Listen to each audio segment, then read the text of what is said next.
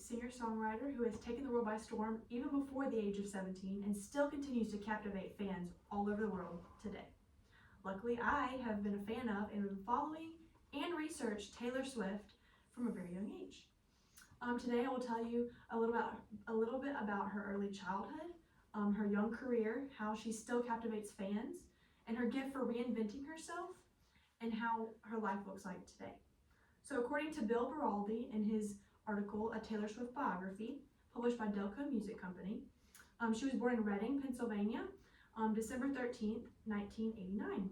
Her mom and dad are Scott and Andrea Swift, and she has a little brother, Austin. We don't really know much about him, but we know his name. So yeah, she grew up on a Christmas tree farm until she moved to Nashville when she was about 13 years old, and her grandmother Marjorie was an opera singer, and that is her inspiration for music.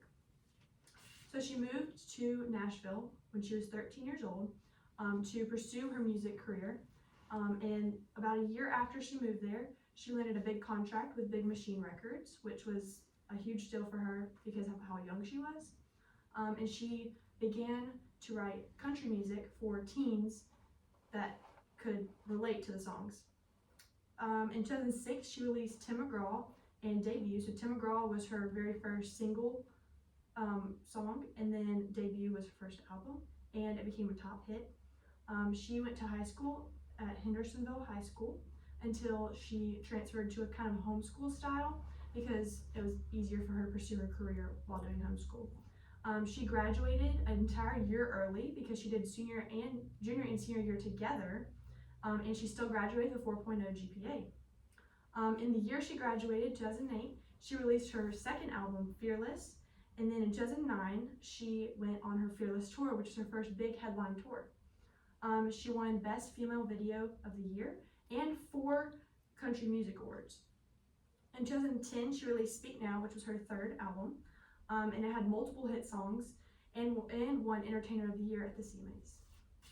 In 2012, she released Red, which was her 4th album, and according to Kevin Evers in his The Strategic Genius of Taylor Swift, published by the Harvard Business Review, Taylor Swift has an amazing ability to reinvent herself and still gain fans and also keep her old fans. And then in 2014, she released her first official pop album, 1989, which sold 5 million copies just in the US, which does not include the rest of the world, and won Album of the Year. And then in 2017, a few years later, she released Reputation, which was her 6th album.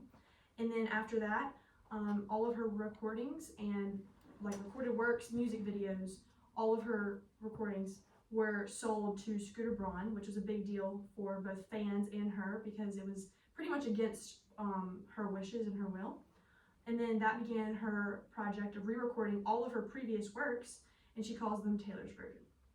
And then in 2029, she released Lover, which is her first fully owned album, so she owned all the recordings of that.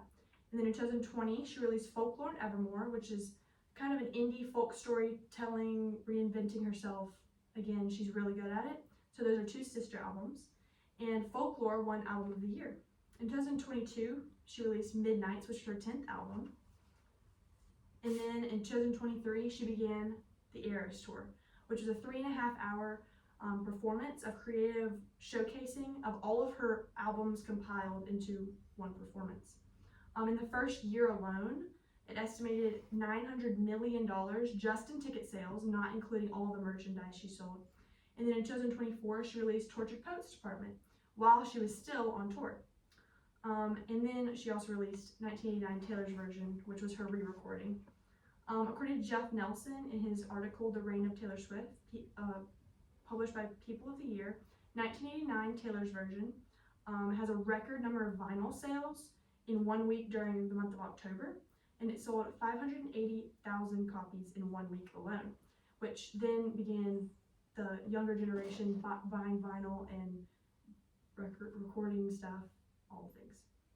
And after the Eras Tour ended, December 8th in 2024, it estimated over $2 billion in ticket sales, breaking the world record. So this is now the biggest gross income tour to date. She won Album of the Year for the 4th time with Midnights, and she's the first artist in history, both women and men combined, to win 4 Albums of the Year. After the Eras Tour, fans waited for Reputation Taylor's version and Debut Taylor's version. So again, she was beginning to re-record all of her works.